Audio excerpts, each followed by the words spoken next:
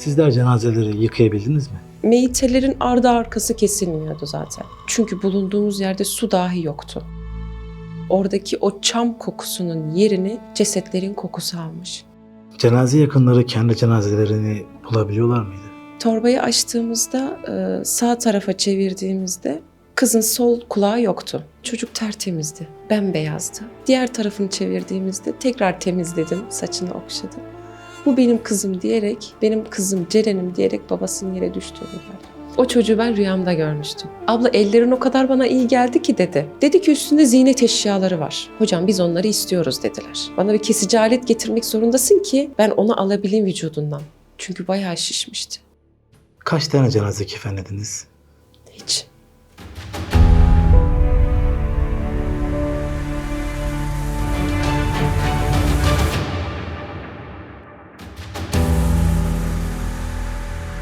Evet efendim, yer altına hoş geldiniz tekrardan. Ben Deniz Muhammed Bahçecik.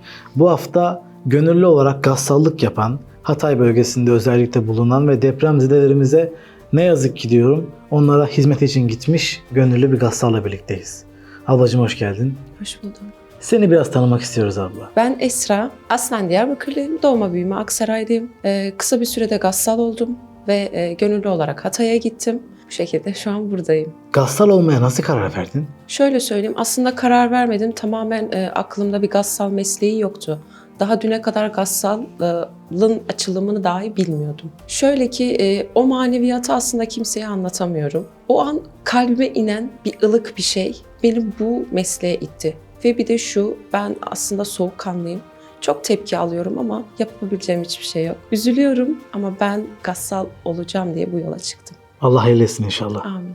Sen ilk oraya gittiğinde, yani gassal olarak görev yapmaya ilk gittiğinde ne hissettin? Şöyle söyleyeyim, mezarlığın kapısına geldiğimde yoğun zaten bir koku vardı. Hani ben her zaman her pazar mezarlığa giden bir insan olarak oradaki o çam kokusunun yerini cesetlerin kokusu almış. Ve daha çok aslında girişken oldum. Dedim ki gerçekten buradaki meyitelerin bana gerçekten ihtiyacı var dedim. Ve gittiğimde meyitelerin ardı arkası kesilmiyordu zaten. Daha çok heyecan yaptım. Evet, bilakis hani üzüldüm, duygulandım ama bunu dışarı hiçbir zaman vurmadım. Ben mesleğimi yapmaya gittim çünkü oraya. Peki meftaları gördüğünde hiç korktuğun oldu mu? Hayır, hiç korkmadım. Çünkü normal meyiteler dahi gelmemişti. Ben hep şunu söylüyorum, insanların gerçekten oraya gidip o meyiteleri görmeleri gerekiyordu. Yani düne kadar şunu anladım, insan eti çok farklı bir şey. Hiç korkmadım. Çünkü çocuk da gördüm, genç kız da gördüm. Hatta bir tane polis gelmişti. Kızımı teşhis edeceğim demişti. Meyiteler önce savcılıktan geçiyor. Sonra bize geliyor, teyemmüm ediyoruz. Torbayı açtığımızda sağ tarafa çevirdiğimizde kızın sol kulağı yoktu. Kandı. Sanki böyle bir darbe alırsın. Kafasını vurur ve kan akar. Öyle bir durumdaydı. Saçını okşadım, çektim. Dedi ki ben hani kızımı kulağımdan tanırım dedi. Kulağı yoktu. Diğer tarafını çevirdiğimizde tekrar temizledim, saçını okşadım. Bu benim kızım diyerek, benim kızım Ceren'im diyerek babasının yere düştüğünü gördüm.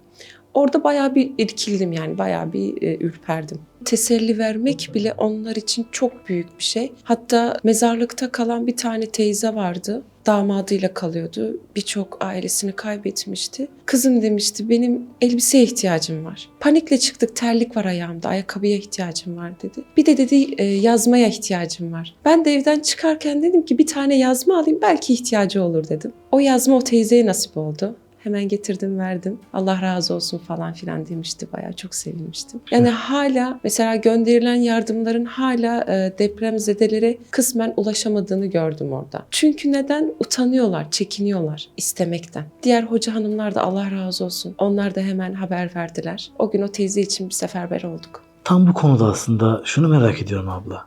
Oraya herkesin gitmesi gerekiyor, belki bir şeyler yapabilirim diye.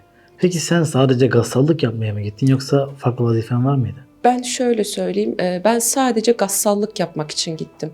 Çünkü şunu söylüyorum, kalan insanlara bir şekilde yardım ulaşıyor. Allah razı olsun, Türkiye'nin ve dünyanın her yerinden yardım geldi. Ama meyitelerin de hani bilir kişi tarafından teyemmüm veya yıkanması gerekiyordu dedim. Sonuçta dedim benim bir belgem var ve ben oraya gidip o meyitlere yardım etmek zorundayım. Giderken kendimle kefen dahi götürdüm. Güzelce paketledim. sabununu, kafurunu, her şeyini hazırladım. Ama hiçbirine nasip olmadı. Ama gene de gittim, hani en azından üstleri açıksa hanım kardeşlerimin üstlerini örttüm. Hani görünmesin diye bir itinayla bir hazırladık. Ben sadece gassal olmak için gittim, yani gassal ihtiyaçları olduğu için gittim. Ben orada gördüm. Hatta söylerken bile düşünerek ve çekinerek söylüyorum ama gerçekten böyle bir tır dolusu cenazenin geldiğini gözlerimle gördüm. Ne yazık ki böyle bir durumdu. Gerçekten bir mahşer alanı gibiydi. Evet. Sen ne gördün? Yani cenazeler sizin oraya nasıl geldiler? Bizim cenazeler şu şekilde, ardı arkası kesilmiyordu zaten. Normal arabalarla hemen enkazdan çıkarılıp bir arabaya konulup geldiğini gördüm, toz toprak içinde. Ve kamyonetle arka arkaya üst üstüne binip geldiğini gördüm. Çocuk ayrı, yetişkin ayrı, erkek ayrı. Ve ben şunu gördüm, bir tane üst üste gelmiş bir aile vardı. Şimdi teyemmüm edeceğim. Dedim ki hangisi hanım, işte hangisi erkek? Hocalar söyledi, dedim hani ben çıkamam, yıkayamam çünkü bir cenazeye basacağım. O derece yoğundu meyiteler. Beyefendiler ayırdı tabii. Çıktım, teyemmümledim. Aşağı inimde şu olay da geldi başıma. Dedi ki üstünde ziynet eşyaları var. Hocam biz onları istiyoruz dediler. Ben de dedim ki önce savcılıktan izin almanız gerekiyor. Sonuçta savcılığın elinden geçiyor ilk etapta. Ben artık dedim hani teyemmümümü ettim. Bulunduğu hal ve üzerineydim, yaptım. Ben artık dedim torbayı açamam. Sonuçta torbayı da açsam hani belki bir korkacaklar. Hani o kötü görünümü de aslında göstermek istemedim. İşte bayağı bir direttiler, hocam işte bize hatıra kalacak, şudur budur. Ben de artık orada birazcık bir ufak çaplı bir gerildim. Dedim o zaman bana bir kesici alet getirmek zorundasın ki ben onu alabileyim vücudundan. Çünkü bayağı şişmişti. Şişmekle beraber artık hani et kendini salmıştı. Onu dedikten sonra ya bir nevi de karşı tarafa hani meyiti artık zaten gerekince cezasını çekmiş, yani hani incinmiş, artık ben yapamam. Öyle bir oldu, sonra tamam hocam dedi, sorun yok dediler. Öyle bir olay da yaşadım orada. Sizler cenazeleri yıkayabildiniz mi? Maalesef hiçbir cenazeyi yıkayamadık. Yani o umutla gitmiştim aslında. Eğer su olsaydı da zaten minimum dediğim gibi bir meyiteyi yıkamak 15-20 dakika. Sadece farz olarak yıkardık, sünnetini yapmazdık. Ama o kadar çok meyite geliyordu ki su da olsaydı yetiştiremezdik. O yüzden hiçbir cenazeyi yıkayamadım çünkü bulunduğumuz yerde su dahi yoktu. Çok üzülmüştüm o zaman. Kaç tane cenaze kefenlediniz? Hiç. Kefenleyemediniz.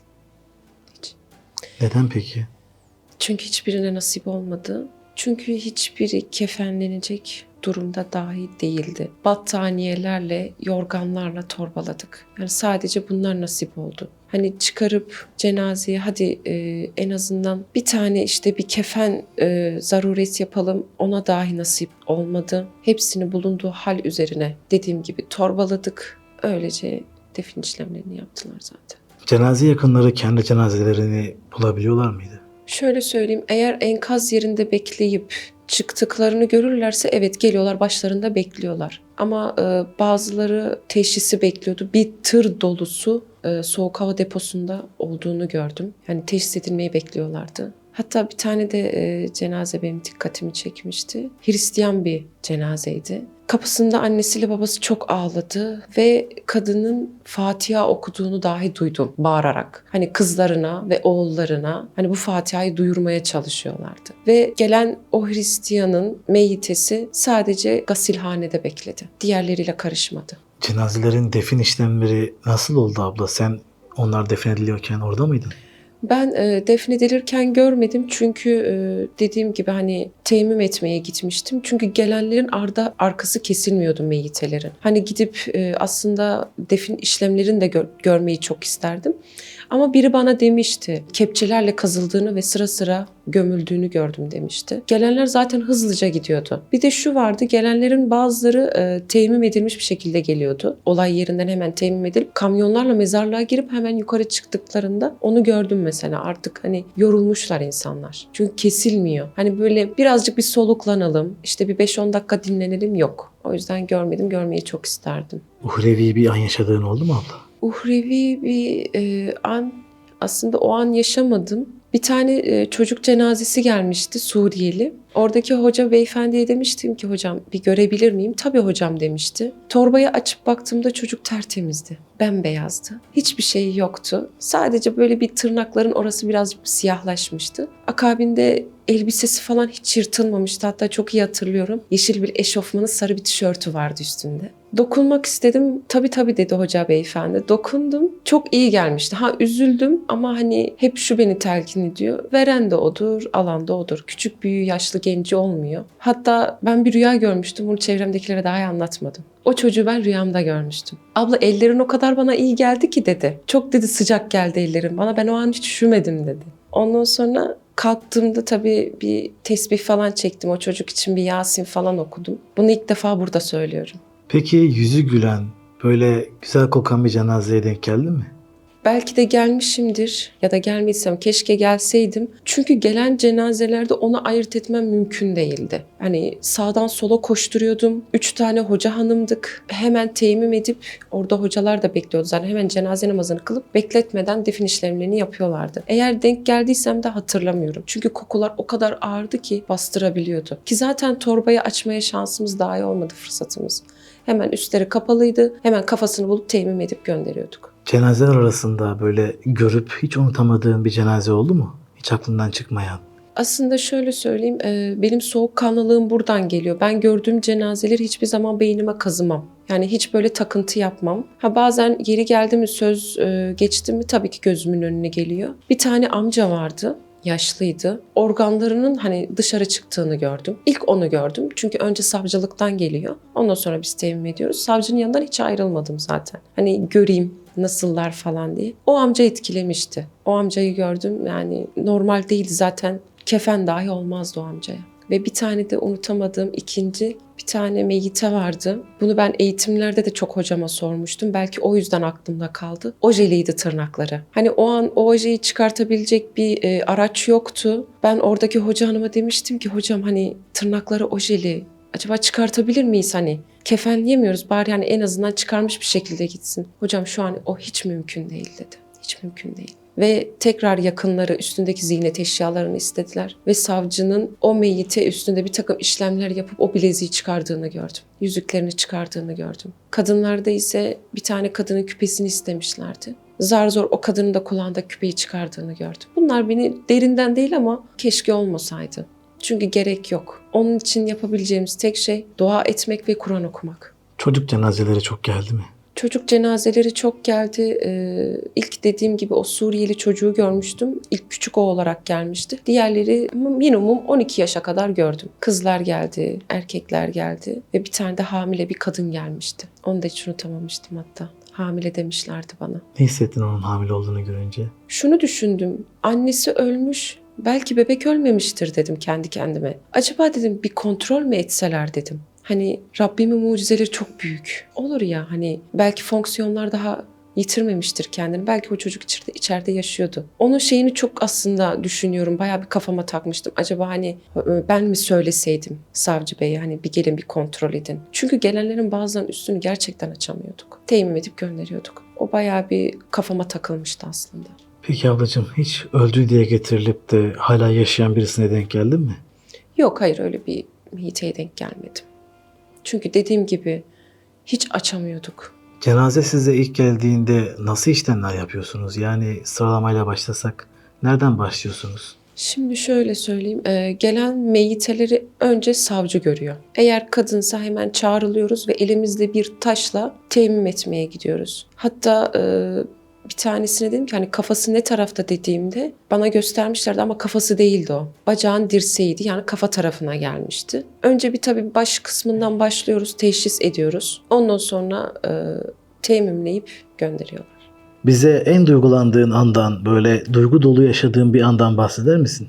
Duygu dolu ilk mezarlığa gittiğimde hoca hanımlarla karşılaştık. O yeleği bana verdiklerinde artık orada hani görevli olduğumu gösteriyordu. O yeleği giydiğimde hemen ardımdan bir tane meyyite gelmişti. Hocalar buyurun hocam bu meyyite de sizin dediğinde orada çok heyecanlanmıştım. Çünkü artık başlıyorum, hizmete başlayacağım. Allah rızası için yapacağım. O an beni çok duygulandırmıştı. Tam yüzünü açacaktım. Hocam aman yapmayın dedi. Hani biz yüzünü açmıyoruz. Bulunduğu hal üzerine teyemmüm edip göndereceğiz. Çünkü biraz önce göreceksiniz dedi. Biraz sonra kesilmeyecek dedi ardı arkası. O an bayağı bir duygu yüklüydüm. Artık çünkü görevime başlıyorum. Artık yardım edeceğim. Peki hiçbir mucizeye denk geldiniz mi abla?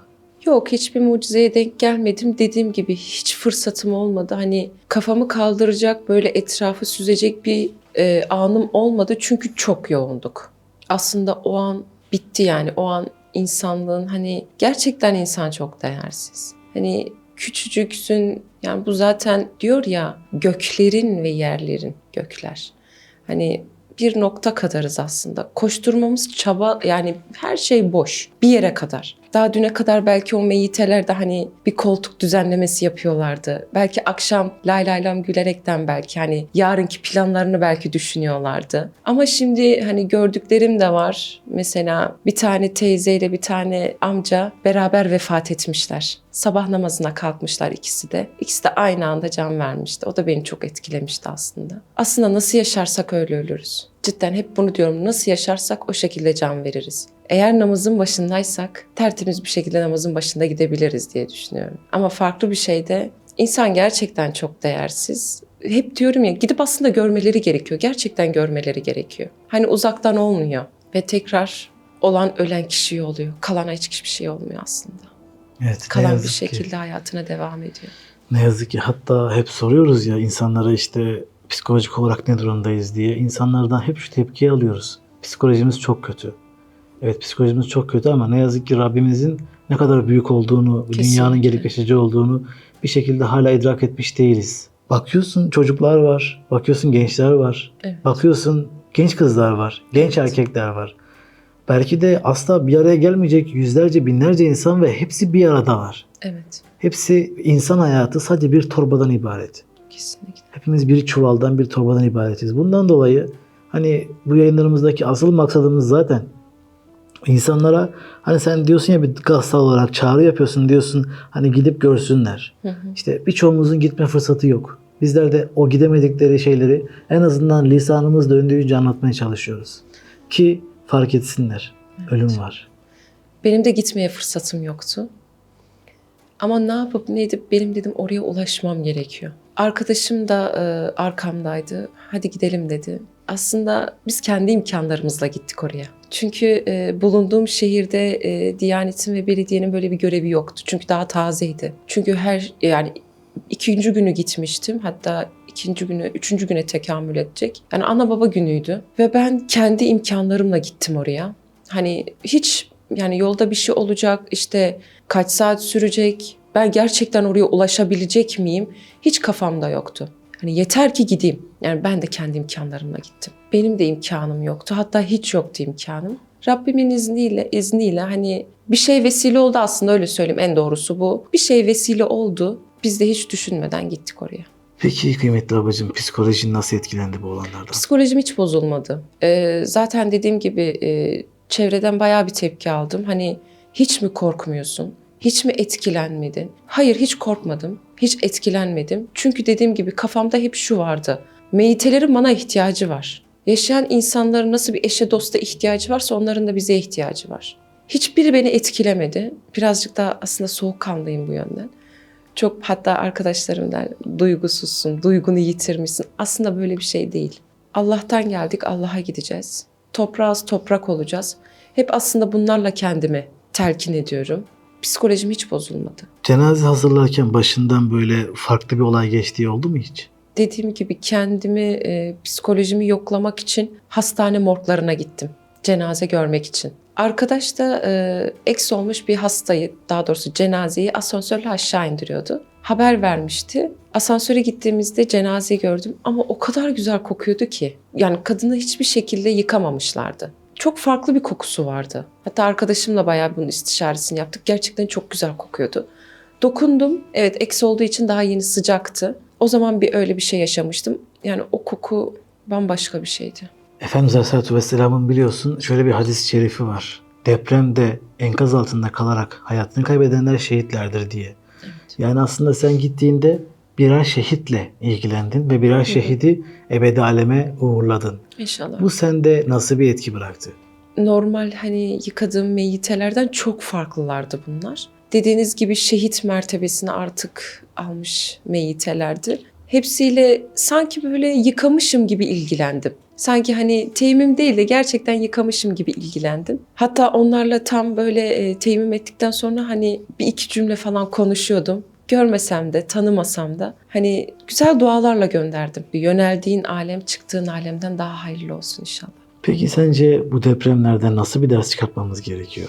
Ben artık son zamanlarda şunu gördüm. Bazı insanlar bazı şeylerin farkında ama kendilerine yediremiyorlar, konduramıyorlar. Artık dışarıdaki gençler aleni her şeyi genç yaşta dışarıda en önemlisi Allah korkusu var demeden her şeyi yapabiliyorlar. Evet, belki bana düşmez ama giyim kuşam dahi artık modernleşmiş, özenti olmuş. Hani tesettürün üstüne bile bir ayet vardır.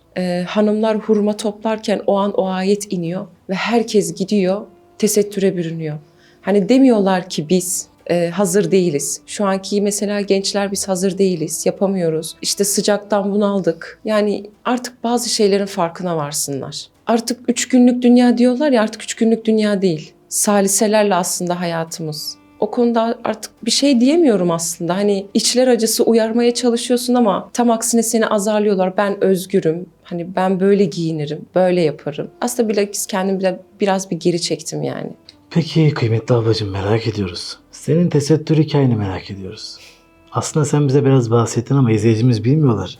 Evet. Sen tesettüre girmeye nasıl karar verdin? Ben bundan 9 ay önce açıktım. Bunu söylerken aslında utanmıyorum. Elhamdülillah çok şükür. Rabbim nasip etmiş. Tabii ki ben gene hani dini bayramlarımda, dini günlerde gene namazımı eda ediyordum. Gene Kur'an'ımı okuyordum ama hani dış görünüş olarak bu denli değildim. Bir gün çok iyi hatırlıyorum, balkonda oturduğumda, hatta saatini de hatırlıyorum, 12'yi 8 geçe. Birden bu kalbime ılık bir şey indi. Dedim ki ben kapanacağım ve hemen gidip alışveriş yaptım, tesettür. Hatta bana dediler ki sen yapamazsın, açılırsın. Ama hiçbirine kulak asmadım çünkü onlar içimdeki o maneviyatı, o kalbimdeki maneviyatı bilmiyorlardı. Ve tesettüre girdiğimde dedim bu ben değilim. Daha çok kapanmalıyım. Ve çarşaf. Benim şu an göz bebeklerim 4 tane çarşafım var. 4 tane çarşaf sipariş vermiştim. O gündür, bugündür kapalıyım. Kapandıktan 2 hafta sonra da ben gassal olacağım dedim. Gassal'ın daha düne kadar eş anlamlısını bilmiyordum. Burada sizin de büyük bir rolünüz var. Allah sizden razı olsun. En büyük idolüm ve örneğim zaten Nida abla. Ona buradan selam olsun. O videonuzu izledikten sonra Gassal'ın ne demek olduğunu aslında o gün anladım. Çünkü hanım ablalarım anlatıyor. Gerçekten meyitelerin bize ihtiyacı var. Hani bir gelinlik gibi süslersin, düğüne nasıl hazırlarsın? Biz de aslında kefenliyoruz, yıkıyoruz, kokusunu sürüp Rabbimin huzuruna gönderiyoruz. Bu çok kutsal bir şey bence. Rabbim mübarek etsin inşallah. Amin cümlemize inşallah. Çok mutlu olduk. Yani eğer ki böyle bir şeye vesile olabildiysek, senin bu işi yapmana vesile olabildiysek ki orada çalışmışsın, en önemlisi zaten bu. O bölgede senin belki de gitmen Allah sonsuz şükür ki bizi izledikten sonra olmuş. Evet. Eğer böyle bir şeye vesile olabildiysek ne mutlu bize. Ben bazen şuna da üzülüyorum. Sizi gerçekten canı gönülden seve seve takip ediyorum. Takip etmekle, videoyla izlemekle kalmayıp yorumlarınızı da görüyorum aslında. Bazıları lütfen artık çirkin yorum yapmasınlar. Ne yazık ki. Biz burada hani Allah rızası için, bazı şeylerin insanların gerçekten anlaması için bir şeyler yapıyorsunuz daha doğrusu. Biz de aynı şekilde. Mesela hani gassal olmak da gerçekten kolay değil. Aile yakınları geliyor hani ben hatta anneannemi yıkamıştım. Anneannemi yıkarken bir tane gassal hanım vardı. Beraber yıkıyorduk. Gene de soğukkanlıydım. Hani bir üzülüyorsun tabii ki bir gözünden yaş geliyor ama öyle kendini hırpalamıyorsun. Teyzelerim vardı orada. Teyzem bayağı bir üstüne falan kapanıyordu. Hani ben artık bilmiyorum meyitelere karşı bir zaafım var. İncinsin istemiyorum. Dedim ki teyze bak böyle yapacaksan dışarı çık. İncitiyorsun. Bak ruhunu azap çektiriyorsun. Hani çık dışarı oku, güzelce dua et. Bizim bu saatten sonra yapabileceğimiz tek şey bu. Aslında oradan geliyor benim cesur olmam. Anlatmak istediğin bir olayın var mı abla? Benim anlatmak istediğim bu gassallık dışında benim babam 93 senesinde vefat ediyor. Ve ben babamı her pazar yalnız bırakmam aslında. Mezarlığa giderim. Bunu da aslında dipnot geçmek istiyorum. Ölümü çok anmaları için bir mezar ziyareti yapsınlar. Ben babamın yanına gittiğimde arkadaşımla gitmiştim. Arkadaşım dedi ki Esra görüyor musun dedi, biri var orada dedi. Dedim ki ben bir şey görmüyorum. Hayır dedi, biri var ve babanın mezar taşının üstünde oturuyor dedi. O an anladım ki hani olağanüstü bir hal oluyor. Dedim ki selam ver, selam al dedim. Tabii arkadaşım da birazcık panik oldu ilk defa çünkü böyle bir olayla karşılaşıyor. Neyse mezarını suladım babamın. İşte Kur'an'ı falan okuduk. Arkadaşımı önceden bir arabaya gönderdik. Çünkü gördüğü şeyin her neyse bilmiyordum ama hani ben o anda da soğukkanlıydım. Sonrasında orayı arabayla terk ettiğimizde arkadaşım tekrar görüyor ve diyor ki bak diyor ayağa kalktı ve bana diyor selam verdi diyor. Ben yine de telkin ediyorum. Belki hiçbir şey görmemişsindir, sana öyle geliyor. Akşam eve geldiğimizde rüya görüyor. Benim babamı görüyor rüyasında ve şu mesajı veriyor benim babam. Kızım sana emanet. Ben burada rahat rahat yiyip içemiyorum, giyinemiyorum. O orada rahat etsin. Ona iyi bak. Onu sana gönderen bendim diyor. Çünkü arkadaşımla da tanışmam öyle normal bir şey değildi. Tamamen tevafuktu. O beni çok etkilemişti. Arkadaşım geldiğinde zaten çok korkmuştu. Ne oldu dediğimde böyle böyle. O an anladım ki arkadaşım dedi ki ben seni asla kaybetmek istemiyorum. Ve o gündür bugündür yani biyolojik olmasak da manevi kardeşiz. Ablacığım cenazelerimizin ne yazık ki kıyafetle defnedilmek zorunda kaldığı söyleniyor. Buna bir açıklaman var mı? Cenazelerinin zaten çoğu kıyafetleriyle defnedildi. Ben aslında çekiştirdikleri için mi o elbiseleri hep yukarı kalkıyordu ve ben hani görünmemesi için bayağı bir çaba sarf ediyordum. Hani örtü falan örtüyordum meyitelerin üstüne. Dediğim gibi bulunduğu hal ve üzerine biz temin yapıp gönderiyorduk. Çünkü hani çıkarmamız mümkün değildi elbiseleri ve hepsini de kıyafetli gömdük. Peki o tabloyu gördükten sonra hiç deprem korkusu yaşadın mı? Yok hayır hiç yaşamadım. Çünkü biz o an görev yaparken zaten artıcılar devam ediyordu. Hoca hanımlarla falan arkadaşlarla hissediyorduk. Ama o an hiç onu bile düşünemiyorsun. Sadece hizmetin derdindesin yani. Cenaze yakınlarıyla yaşadığın hiç böyle unutmadığın bir diyalog oldu mu? Bir tane diyalog demeyeyim ama şu şekilde bir tane teyze gelmişti. Başlarında artık kızları mı vardı? Tam yakınlık derecesini bilmiyorum. Kendisini böyle dövercesine ağlıyordu. Hatta vefat eden galiba kızıydı. Kızını teşhis edemediler, yaklaşmadılar ve kızını dayısı teşhis etmişti. Sadece göz göze geldik o teyzeyle. Çünkü artık konuşsan dahi o an psikoloji açısından gerçekten iyi değillerdi. Yani kulağı bizde değildi. Peki gençlerimize, izleyicimize ne söylemek istersin abla? Birazcık artık bu yaşadıklarımızdan ders çıkarıp bir Allah korkusunu o kalplerine yerleştirmesini istiyorum. Çünkü haşa Rabbimiz yokmuş gibi davranıyorlar ve yaşıyorlar. Hayatlarına o şekilde devam ediyorlar. Hanım kardeşleri de birazcık hani ben hep buna takılıyorum. Giyim olarak lütfen artık kendilerine çeki düzen versinler. Anne babalara da söylüyorum. Hani çocuklarını benim kızım küçüktür, işte biz özgürüz, bu şekilde yetiştirmesinler. Benim kızım bunu istiyor, bunu yapsın diye bir şey yok. Öncelikle Allah korkusunun, Rabbimin ne kadar büyük olduğunu onlara öğretmemiz gerekiyor. Ve namaz, hiçbir zaman namazlarını da bırakmasınlar. Rabbim konuşulanlardan ders çıkartmayı bütün insanlığa nasip etsin inşallah. Amin, Teşekkür ederiz. biiznillah. Ağzına yüreğine sağlık ablacığım. İnşallah. Bir sonraki programda, bir sonraki bölümde tekrardan buluşmak, görüşmek ümidiyle. Sizleri alemlerin en güzeline Yüce Rabbe emanet ediyorum. Hoşça kalın efendim.